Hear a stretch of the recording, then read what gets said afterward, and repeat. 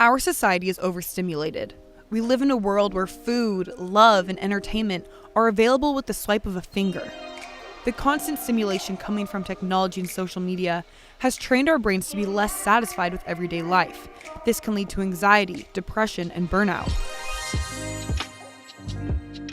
But people in Silicon Valley are trying to change that by taking part in what they call dopamine fasts to try and reset their brains to find more pleasure in daily activities. But is this just a rebrand of ancient meditation? And does it even work? I decided to do some digging and find out.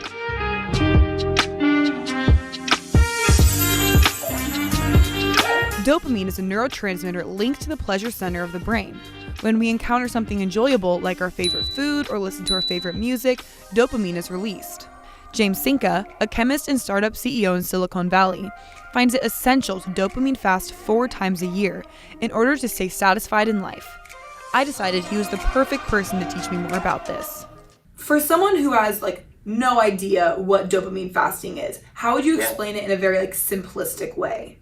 It's basically a dopamine fast is the inverse of fun.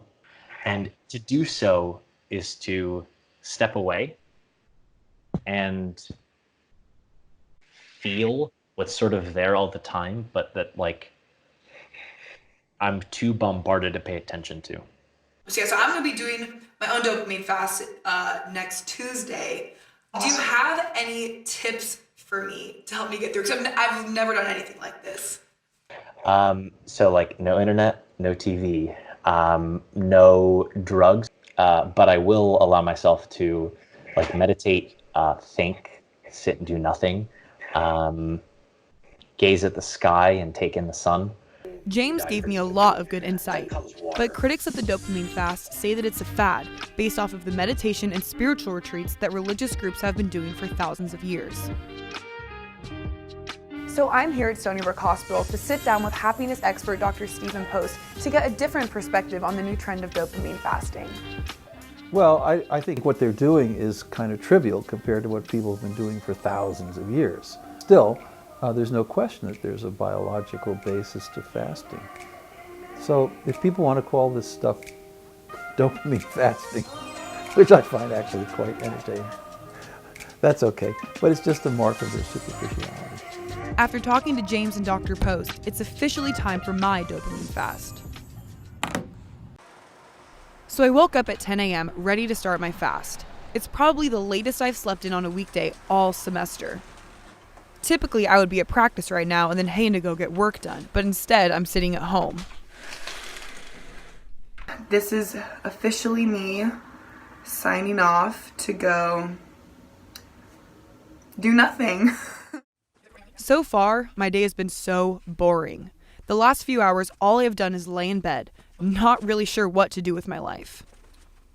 Honestly, it's been really hard not being productive. There's dishes in the sink right now and I want to go do them and put them away just to have something to show for my day. Also, my phone and my computer are calling my name. I decided to do some journaling to pass the time. I am so hungry and have a headache from not drinking coffee. I'm excited to get into bed in a few hours. Okay, it is about 9:30 p.m. I'm getting ready to go to bed actually after my full day of dopamine fasting. I definitely had a lot of anxiety and things early on, not being able to be productive, not being on my phone, not eating food, drinking coffee, and it really made me realize how dependent I am on a lot of these things. It'll be interesting to see how I feel tomorrow and the rest of the week, and I really hope that this does help my productivity because I need it.